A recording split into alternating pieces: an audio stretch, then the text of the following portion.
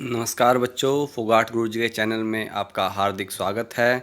मैं मुरारलाल कौशिक आपका हार्दिक अभिनंदन करता हूं। ये हमारा Sanskrit mock test series live का 17वां भाग है। इससे पहले हम 16 भाग कंप्लीट कर चुके हैं, जिसमें हम संस्कृत के सभी विषयों से संबंधित प्रश्नों को शामिल करते हैं और हर एक प्रश्न में आपको 10 सेकंड का टाइम दिया जाता है, जिसमें बच्चे अपना आंसर देते हैं। तो आज भी जो सभी बच्चे लाइव हैं और जो जुड़ रहे हैं, वो सभी एक बार जितने भी ग्रुप्स हैं उन सभी में अपने इसको शेयर कर दें, वीडियो को लाइक कर लें और चैनल को सब्सक्राइब कर लें। एक बार जो भी आपके स्टडी रिलेटेड ग्रुप हैं उनमें वीडियो को शेयर जरूर कर लें, इससे ज़्यादा से ज़्यादा बच्चे इससे जुड़ सकें, ज़्यादा से ज़्यादा बच्चे इसमें लाइव आ सकें। सभी सोशल मीडिया पर शेयर कर लें बच्चे इसको। और आपको पता है कि हम जो भी प्रश्न इसमें होता है उसमें आपको 10 सेकंड का समय होता है और लाइव चैट ऑप्शन के अंदर आपको आंसर देना होता है। सभी बच्चे वहीं पर आंसर करते हैं और अपना जो भी आपको करेक्ट लगे अपना आंसर ज़रूर दें। कई बार बच्चे सोचने में कि थोड़ा सा प्रश्न डिफ़िकल्ट लेवल पर बढ़ने पर उसको आंसर करते ही नहीं हैं कि उसमें सिर्फ एक या दो बच्चे का उत्तर आता है, नहीं तो फिर जो आसान हो उसमें तो 8-10 आंसर मिल जाते हैं। लेकिन अगर थोड़ा सा डिफ़िकल्टी लेवल बढ़ने पर उसमें बहुत बच्चे कम आंसर करते हैं। लेकिन अपना जैसा भी आपके दिमाग में आता है आंसर ज़रूर करें। और आपके लिए पहला प्रश्न आ रहा है तो अपने तैयार रहें आंसर करने के लिए। पहला प्रश्न आपके सामने है स्क्रीन पर। ये है आज का हमारा पहला प्रश्न। शिशुपाल वधस्य कथा महाभारते प्राप्यते शांति पर्वणि, सभा पर्वणि, भीष्म पर्वणि या आदि पर्व। जो शिशुपाल वध की कथा है महाभारत के कौन से पर्व में हमें मिलती है? शांति पर्व में, सभा पर्व में, भीष्म पर्व में या आदि पर्व में?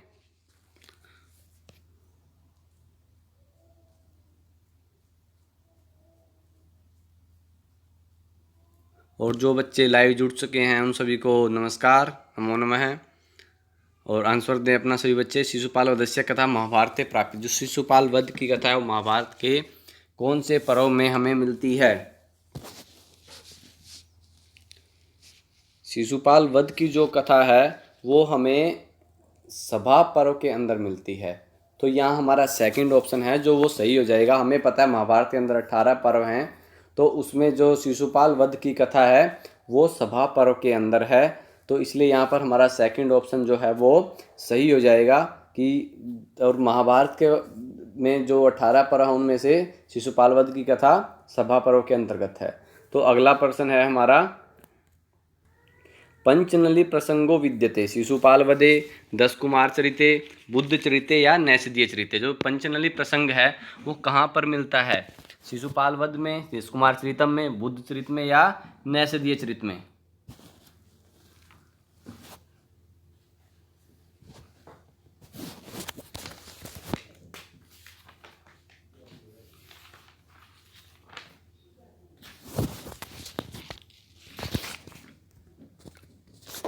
पंचनली जो प्रसंग है वो कहाँ पर मिलता है? नैषधीय चरित में। तो यहाँ हमारा फोर्थ ऑप्शन जो है वो सही हो जाएगा कि नैषधीय चरितम के अंदर पंचनली प्रसंग मिलता है हमें। और अगर हम नैषधीय चरितम की बात करें तो इसके रचयिता कौन है?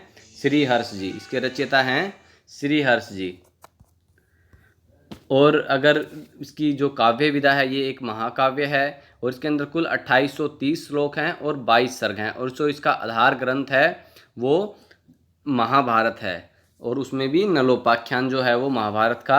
और इसका जो प्रमुख रस है वो श्रृंगार है और जो नायक है वो नल है, नायिका दमयंती है। शैली वैदर्भी शैली है इसके अंतर्गत। और इसका जो विषय है उसमें नल दमयंती के प्रणय का वर्णन है। तो यहाँ पर जो पंचनली प्रसंग है वो नैषधीय चरित के अंदर मिलता है। तो यहाँ हमारा फोर्थ ऑप्शन जो है वो सही हो जाएगा। अगला प्रश्न है हमारा, श्रीहर्षः मुख्यतया कवि अस्ति वीररसस्य, श्रृंगाररसः, शांतरसस्य या करुण रसस्य। कि जो श्रीहर्ष जी हैं वो मुख्यतः किस कैसे कवि हैं? वीर रस के, श्रृंगार रस के या शांत रस के या करुण रस के?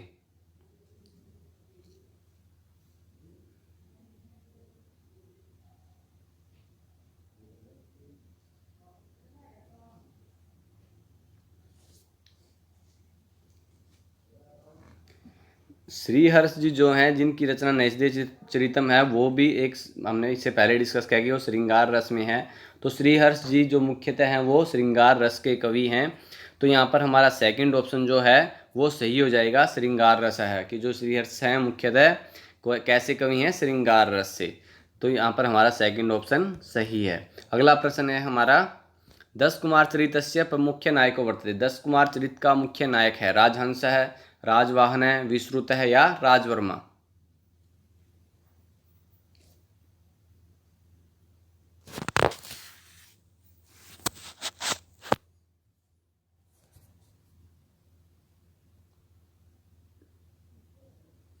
10 कुमार चरितम का मुख्य नायक है राजवाहन है। यहाँ पर हमारा सेकंड ऑप्शन जो है वो सही है। अगर हम 10 कुमार चरितम के बारे में बात करें तो इसके जो ग्रंथकार हैं वो दंडी जी हैं, और इनका जो समय है वो 600 ईस्वी के लगभग माना गया है। और ये 10 कुमार चरितम है, ये एक कथा है, और इसका आधार ग्रंथ क्या है, गुणाढ्य जो कृत बृहत कथा है वो इसका आधार ग्रंथ है।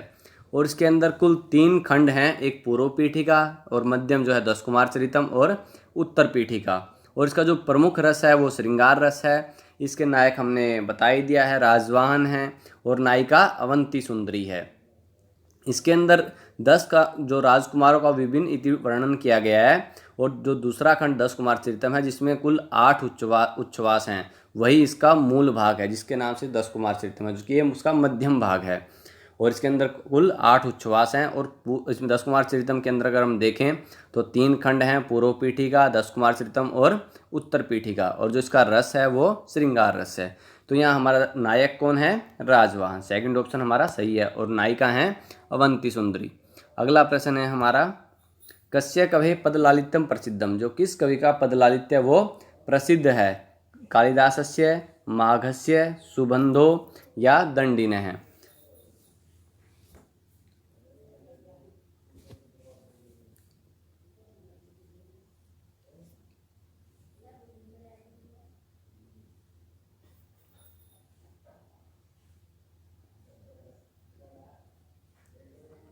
ये जो उक्ति है वो जगत प्रसिद्ध है कि दंडे पदलालित्यम, कि जो दंडी जी का वो पदलालित्य है वो जगत प्रसिद्ध है।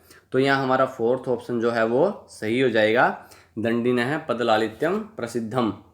तो अगला प्रश्न है हमारा, हर्षचरितम वर्तते कथा, आख्यायिका, चंपू काव्यम या उपन्यास है। जो हर्षचरितम है वो क्या है, कथा है, आख्यायिका है, चंपू काव्य है या उपन्यास है।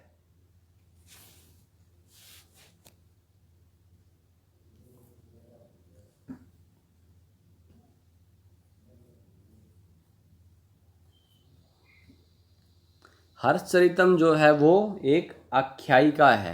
यहाँ पर हमारा सेकंड ऑप्शन है जो वो सही हो जाएगा, कि हर्षचरितम क्या है, वो आख्यायिका है।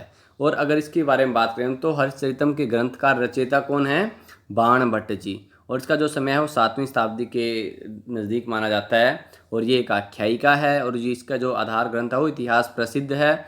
और इसके अंदर कुल 8 उच्छ्वास हैं, इसके अंदर कुल 8 उच्छ्वास हैं। और अगर इसमें हम प्रमुख रस को देखें तो वीर रस है, और इसके जो नायक है, नायिका जो हैं हर्षवर्धन है। और इसके अंदर जो है वो 7वीं शताब्दी के विंध्योत्तर भारत का चित्रांकन किया गया है, वर्णन किया गया है। तो हर्षचरितम क्या है, आख्यायिका है, और इसके रचयिता कौन है, बाण भट्ट जी।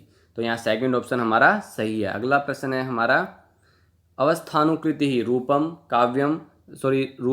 रूपकम नाट्यम या नृत्य है। अवस्थानुकृति किम भवति, रूपम रूपकम नाट्यम या नृत्य है।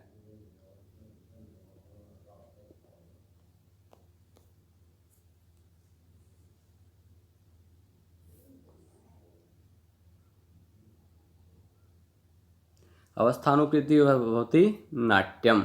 यहाँ पर हमारा थर्ड ऑप्शन जो है वो सही हो जाएगा, अवस्थानुकृति नाट्यम। अगला प्रश्न है हमारा, चंद्रापीड़ है द्वितीय जन्मनि भवति। चंद्रापीड़ का दूसरा जन्म होता है पुंडरीक, वैशंपायन या शूद्रक या सुकनास है। कि जो चंद्रापीड़ का दूसरा जन्म कौन सा होता है, पुंडरीक, वैशंपायन, शूद्रक या सुकनास।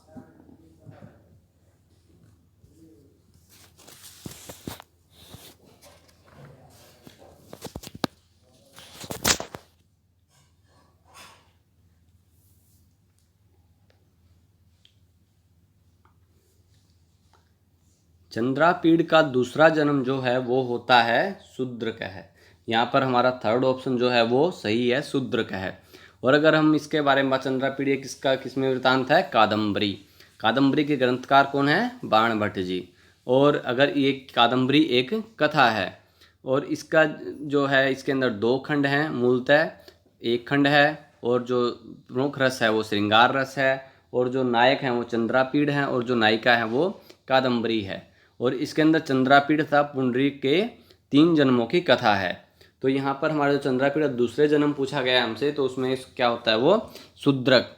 तो यहाँ पर थर्ड ऑप्शन जो है वो हमारा सही हो जाएगा।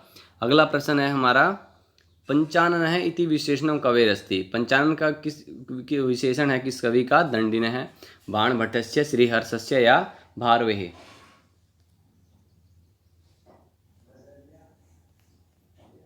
पंचानन है इति विशेषणम कवेरस्ति, दंडिन है, बाणभट्टस्य, श्रीहर्षस्य या भारवेः।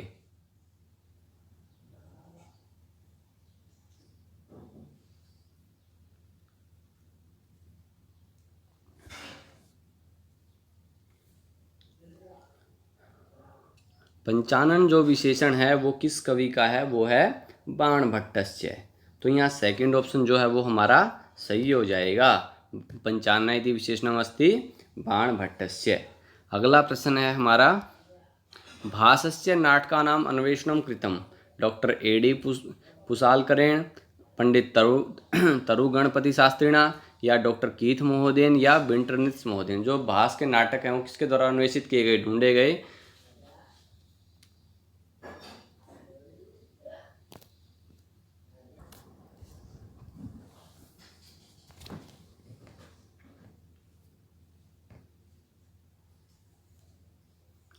भास के जो नाटकों का अन्वेषण है वो किया गया है पंडित तरुगणपति शास्त्रिणा। तो यहाँ सेकंड ऑप्शन जो है वो हमारा सही है। और अगर भास जी के बारे में बात करें हम, तो 1912 में त्रिवेंद्रम से गणपति शास्त्री द्वारा प्रकाशित इनके 13 नाटक जो हैं वो भास के द्वारा रचित माने गए हैं। वो कौन कौन से? स्वप्नवास दत्तम, प्रतिज्ञा योगेंद्रायणम, दरिद्र चारुदत्त, अभिमारक, प्रतिमा, अभिषेक, बालचरित, पंचरात्र, मध्यम व्यायोग, दूत वाक्य, दूत घटोत्कच, कर्णवार और उरुभंग। तो इस तरह से कुल 13 नाटक इनके माने गए, जिनमें से जो ये हमने बताया कि प्रथम 8 जो हैं वो अनेक अंकी हैं, यानी कि 3 से 7 अंक वाले हैं, और जो अंतिम 5 हैं वो एकांकी हैं। और जो पहले 2 नाटक हैं वो उद्यन कथाश्रित हैं, तीसरा चौथा जो है वो नाटक कल्पित कथाश्रित हैं। तो इस तरह से ये अलग अलग हैं। तो कुल मुख्य जो बात याद करने वाली है वो कोई 13 नाटक हैं, और इनके जो नाटक का अन्वेषण किसके द्वारा किया गया? पंडित तरुगणपति शास्त्री जी के द्वारा। तो सेकंड ऑप्शन है हमारा वो सही है। अगला प्रश्न है हमारा, स्वप्नवासवदत्तम इति नामकरणस्य आधारे स्वप्न कस्मिन् अंके वर्णितोऽस्ति। जो स्वप्नवासदत्तम नाम रखा गया है, स्वप्न है जो किस अंक में वर्णित है? तृतीय अंके, चतुर्थांके, पंचमांके या षष्ठांके?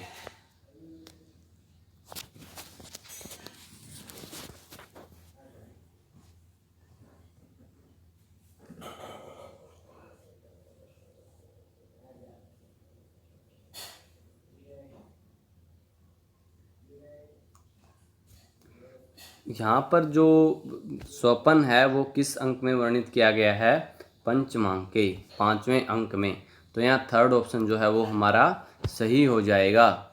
और इसके अंदर पंचवें अंक में क्या है कि एक दैववशा जो वासुदेवता सोए राजा उद्यान को पद्मावती समझकर राजा के बगल में बैठ जाती है, लेकिन राजा को पहचान करके तुरंत वहाँ से उठ बैठती है। राजा भी उसी स्वयं स्वप्न में वासुदत्ता को देखता है और उसकी स्मृति ताज़ा हो जाती है। वासुदत्ता वहाँ से भाग जाती है और उद्यन उसका पीछा करता है, लेकिन वासुदत्ता अदृश्य हो जाती है। ये जो वृत्तांत है वो पंचम अंक के अंदर दिया गया है, स्वपन वृत्तांत, जहाँ पर उद्यन जो उसको स्वप्न में देखता है, तो उसी कारण इसका नाम जो है स्वप्न वासुदत्तम रखा गया है। तो यहाँ हमारा जो थर्ड ऑप्शन है वो सही हो जाएगा। और स्वप्न वासुदत्तम जो है वो भास जी का रचना है, और इनके हमने बताए थे कुल इसके 13 नाटक हैं, और ये जो स्वप्नवास दत्तम वो भी एक नाटक है। इसके जो अंदर 6 अंक हैं और 57 श्लोक हैं, और इसका जो मुख्य रस है वो श्रृंगार है। इसके नायक हैं वो उद्यन है और नायिका वासवदत्ता है। इसका जो आधार ग्रंथ है वो इतिहास प्रसिद्ध तथा कवि कल्पित है। तो इस तरह से हमारा यहाँ पर जो थर्ड ऑप्शन है वो सही हो जाएगा। और इसके अगर प्रमुख पात्र भी हम बात करें तो उद्यन, वासवदत्ता, पद्मावती, योगेंद्रायण, ये जो प्रमुख पात्र हैं, तो यहाँ पर हमारा थर्ड ऑप्शन सही है। पंचवें अंक में जो स्वपन का वर्णन है उसी से इसका नाम जो है स्वपन वासुदेवतम रखा गया। अगला प्रश्न है हमारा, मेघस्य गंतव्य अस्ति अयोध्या, अलका, विदिशा या उज्जैनी। कि मेघ की गंतव्य है अयोध्या, अलका, विदिशा या उज्जैनी।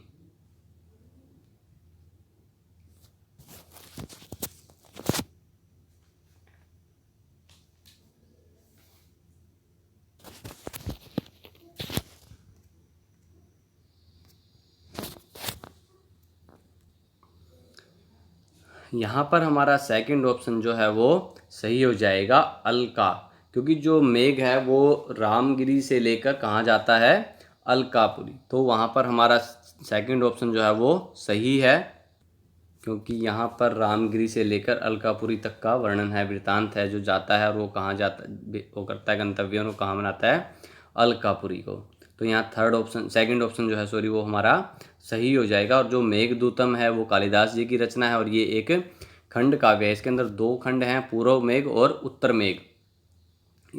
तो इसका जो श्रृंगार रस है प्रमुख वो श्रृंगार है, उसमें भी वियोग श्रृंगार है। और जो छंद है वो मंदाक्रांता है, जो नायक है वो यक्ष और नायिका यक्षिणी है। इसका जो उपजीव्य है वो रामायण है। तो यहाँ पर हमारा सेकंड ऑप्शन सही हो जाएगा, अलका। अगला प्रश्न है हमारा, शाकुंतलस्य नायको दुष्यंतो वर्तते। धीरोदात्तः है, धीरोद्धतः है, धीरललितः है या धीर शांत है। कि जो शकुंतला का नायक है दुष्यंत, वो कैसा है, धीरोदात्त है, धीरोद्धत है या धीर ललित है या धीर शांत है।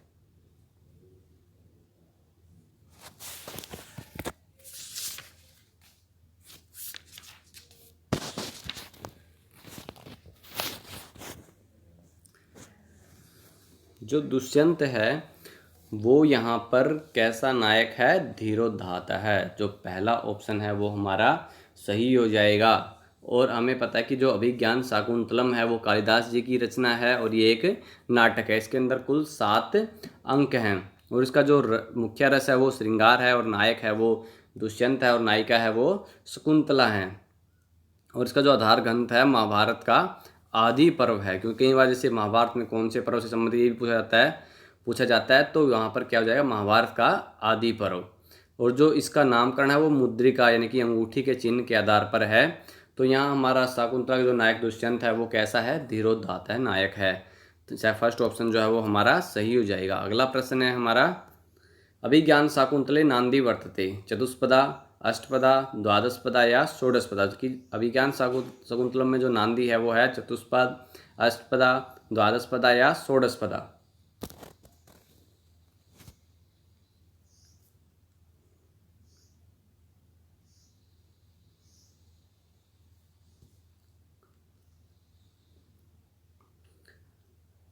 यहाँ पर हमारा सेकंड ऑप्शन जो है वो सही हो जाएगा, अष्टपदा।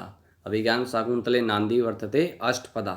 तो यहाँ सेकंड ऑप्शन है वो सही है। अगला प्रश्न है हमारा, तात काश्यपम प्रति शकुंतला वृतांत है केन सूचित है। अनुसूया, प्रियंवद्या, छंदोमया वान्या या शकुंतलया। कि तात काश्यपम प्रति शकुंतला वृतांत है केन सूचित है। अनुसूया, प्रियंवद्या या छंदोमया वान्या या शकुंतलया।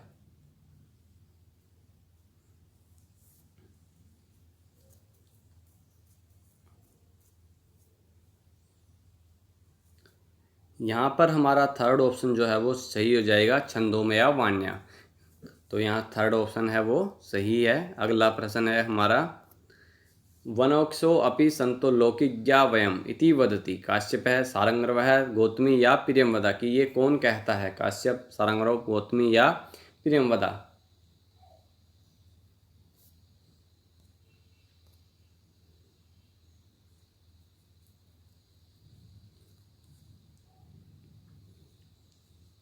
यहाँ पर हमारा ऑप्शन सही है पहला, काश्यप है। ये उक्ति किसकी है, काश्यप जी की। तो पहला ऑप्शन है वो हमारा सही हो जाएगा। अगला प्रश्न है हमारा, मृच्छकटिकम वर्तते। नाटकम, प्रकरणम, प्रहसनम या भाण है। जो मृच्छकटिकम है वो क्या है, नाटक है, प्रकरण है, प्रहसन है या भाण है।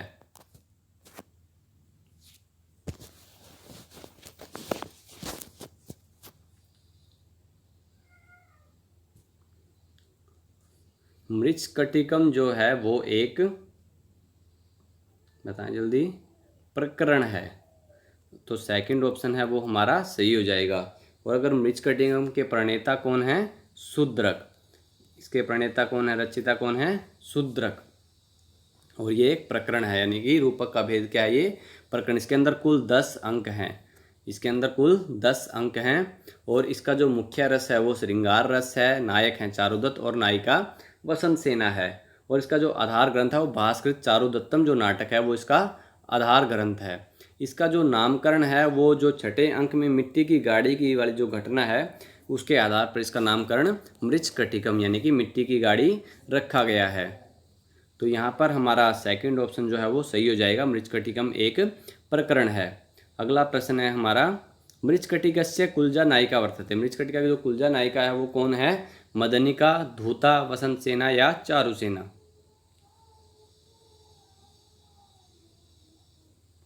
कुलजा नायिका वर्तते, प्रश्न को देख लें, कंफ्यूज ना हो। पूरा प्रश्न कल भी जब ऐसे एक प्रश्न आता है तो कई बार हम लोग बिना सोचे समझे, उसमें क्रातार्जुनम का प्रश्न था हमारा, तो उसमें सभी को पता है कि अर्जुन नायक है, लेकिन वो उसमें अलग पूछा गया था, तो हाँ उसके अनुसार युधिष्ठिर नायक थे। तो ऐसे ही यहाँ पर भी कुलजा नायिका पूछी गई है, इसलिए कन्फ्यूज़न पैदा ना करें अपने आप में, प्रश्न को पढ़ें। तो यहाँ पर हमारा ऑप्शन हो जाएगा धूता। सेकंड ऑप्शन जो है वो हमारा सही है। मृच्छकटिकस्य कुलजा नायिका वर्तते धूता। सेकंड ऑप्शन सही कर लें सभी बच्चे। अगला प्रश्न है हमारा, ऋषीणाम पुनराद्यानाम वाचमर्थोनुधावति इति उक्ति अस्ति मृच्छकटिके, मुद्रा राक्षसे, वेणी संहारे या उत्तर रामचरिते?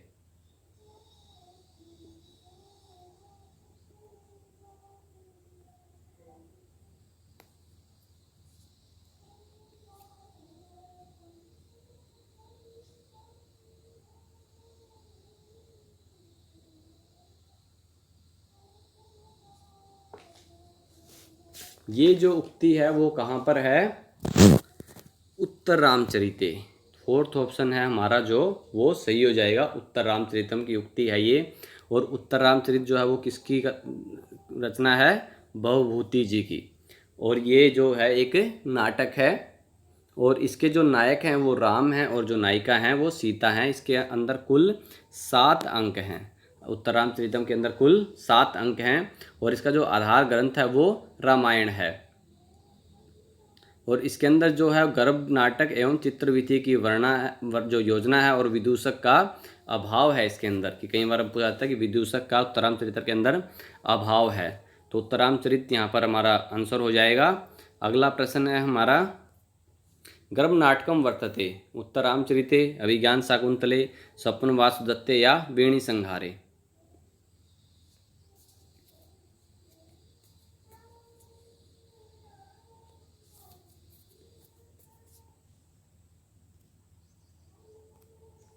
ये हमने प्रश्न पिछले उसमें भी जो एक्स्ट्रा फैक्ट्स के अंदर बता दिया है। जो गर्भ नाटक कौन सा है? उत्तर रामचरितम। तो यहाँ हमारा फर्स्ट ऑप्शन जो है वो सही हो जाएगा, उत्तर रामचरितम। तो अगला प्रश्न है हमारा, अधोलिखितेषु नाटकेषु नायिका नास्ति। जो नीचे नायक दिए गए हैं, सॉरी नाटक दिए गए हैं, उनके अंदर नायिका नहीं है। किसमें से? वेणी संहार में, मृच्छकटिके, मुद्रा राक्षसे या उत्तर रामचरिते? किसमें नायिका का अभाव है? ये बहुत ही मोस्ट इम्पोर्टेंट प्रश्न है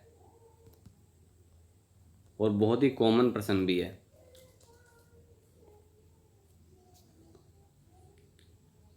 यहाँ पर हमारा आंसर हो जाएगा मुद्रा राक्षसे।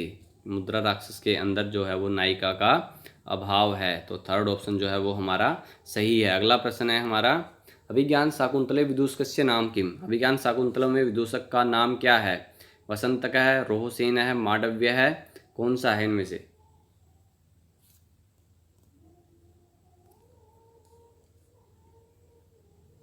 इन सब पुस्तकों के बारे में पहले से कर चुके हैं एक्स्ट्रा फैक्ट, तो जो भी हैं रचयिता क्या है वर्णन के अंदर, तो इसलिए अब डायरेक्ट उत्तर करेंगे हम।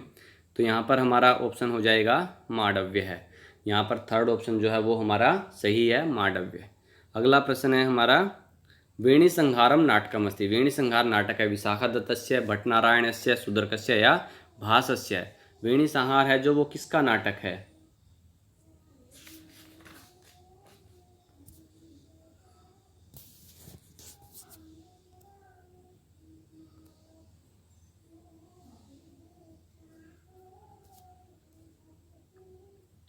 वेणी संहार है जो वो किसका नाटक है, भट्ट नारायणस्य।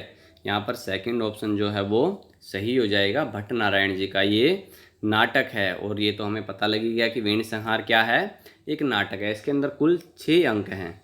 अगर हमसे अंक पूछा है तो इसके अंदर कुल 6 अंक हैं। और जो इसका मुख्य रस है वो है वीर रस। और इसके नायक कौन है, भीम है, और नायिका द्रौपदी हैं। और भीम और द्रौपदी से हम समझ गए कि आधार ग्रंथ क्या है इसका, महाभारत है। तो इस तरह से हमारा जो सेकंड ऑप्शन है वो सही हो जाएगा। वेणी संहार किसकी रचना है, भट्ट नारायणस्य। अगला प्रश्न है हमारा,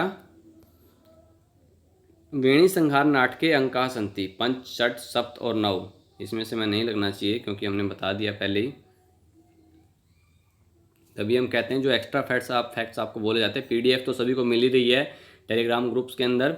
और कहीं ये कहते हैं भाई आंसर के साथ हमें पीडीएफ, तो हम वो भी कोशिश करें उसको मार्क करके पीडीएफ डाली जाए। लेकिन फिर भी जो वीडियो के अंदर है वो पीडीएफ के अंदर अवेलेबल नहीं हो पाएगा पूरा, क्योंकि जो एक्स्ट्रा फैक्ट्स यहाँ पर डिस्कस किए जाते हैं वो पीडीएफ में नोट नहीं किए जा सकते पूरे, क्योंकि यहाँ पर सब वर्बल चलता है, सब कुछ लिख कर नहीं दे सकते हम। तो इसलिए सभी बच्चे जो टेलीग्राम ग्रुप से जुड़े रहें, साथ में वीडियोस को देखते रहें, और जो एक्स्ट्रा पॉइंट्स कहीं होते हैं उसको साथ में नोट कर लें, वो ज़्यादा बेनिफिशियल रहेगा।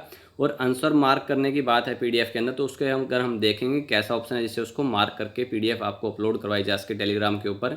और जिस बच्चे ने टेलीग्राम ज्वाइन नहीं किया है तो वो टेलीग्राम ग्रुप को ज्वाइन कर सकता है, नीचे डिस्क्रिप्शन में उसका लिंक है, तो वहाँ से आप उसको टेलीग्राम ग्रुप में हमसे जुड़ सकते हैं, जहाँ पर सभी जो जितनी भी वीडियोज़ हमारी हैं, सभी पार्ट्स, उन सभी की पीडीएफ वहाँ पर अवेलेबल है।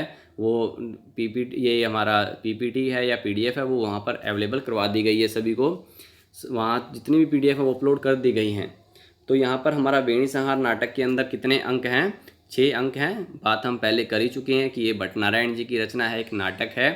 तो और इसका जो रस है वो वीर है, नायक भीम है, नायिका द्रौपदी है, आधार ग्रंथ क्या है, महाभारत। अगला प्रश्न है हमारा, मेघदूतम वर्तते। मेघदूत क्या है, महाकाव्यम, स्तोत्र काव्यम, खंड काव्यम या मुक्तक काव्यम।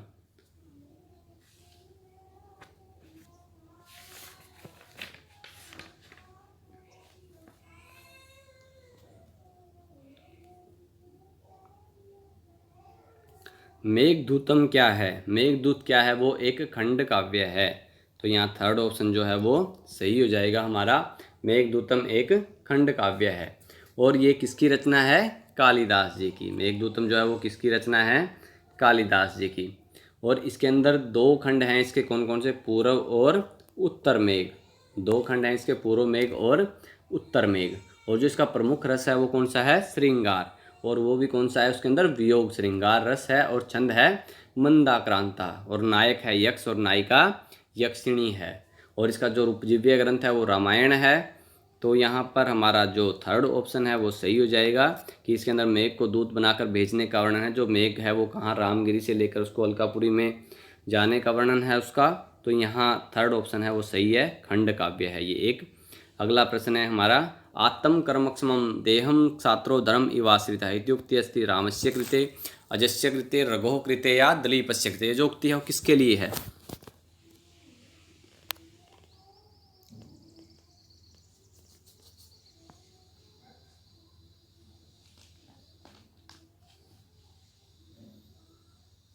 यहाँ पर हमारा ऑप्शन सही हो जाएगा दिलीपस्य कृते। फोर्थ ऑप्शन है जो वो सही है। आत्म कर्मक्षमं देहं क्षात्रो धर्म इवाश्रितः इत्युक्ति अस्ति दिलीपस्य कृते। दिलीप के लिए है ये उक्ति। तो यहाँ पर फोर्थ ऑप्शन है वो सही है हमारा। अगला प्रश्न है हमारा, ते प्रजा न भविष्यति इति दिलीपम सशाप नंदिनी सुरभि वशिष्ठ या दुर्वासा।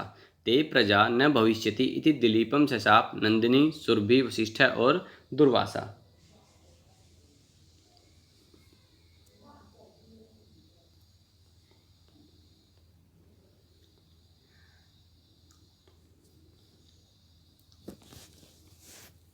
यहाँ पर हमारा ऑप्शन सही हो जाएगा दूसरा, सुरभि।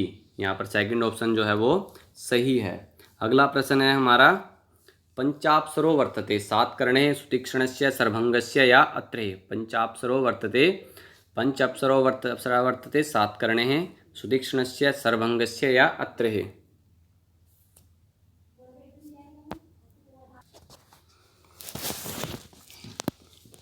यहाँ पर हमारा ऑप्शन सही हो जाएगा सात कर्ण हैं। फर्स्ट ऑप्शन जो है वो हमारा सही है। अगला प्रश्न है हमारा, यो मंत्र पूताम तनुप अहोषित इत्यत्र ये इति वाचको अस्ति अत्रे सात कर्णे सर्वभंगस्य या अगस्त्य। किसके वाचक कौन है? अत्रि, सातकर्ण, सर्वभंग या अगस्त्य।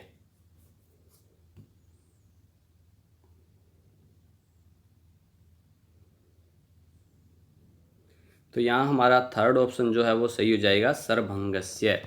यहाँ पर इसके वाचक कौन है? सर्वभंग। तो थर्ड ऑप्शन जो है वो सही है। अगला प्रश्न है हमारा, सबर सेनापति आसीत वैशंपायन, मातंग, सुकनास या शूद्रक। जो सबर सेनापति कौन था?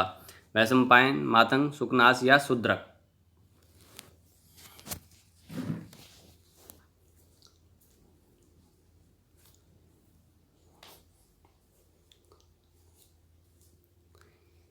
यहाँ पर हमारा ऑप्शन सही हो जाएगा मातंग है।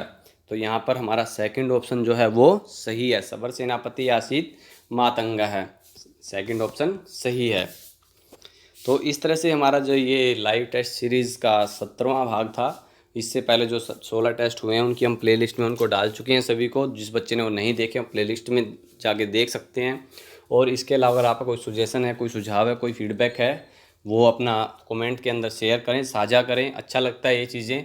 कई लोग पता नहीं क्यों हिचकिचाते हैं ऐसा कुछ लिखने से कि आपको अच्छा लगा या बुरा लगा।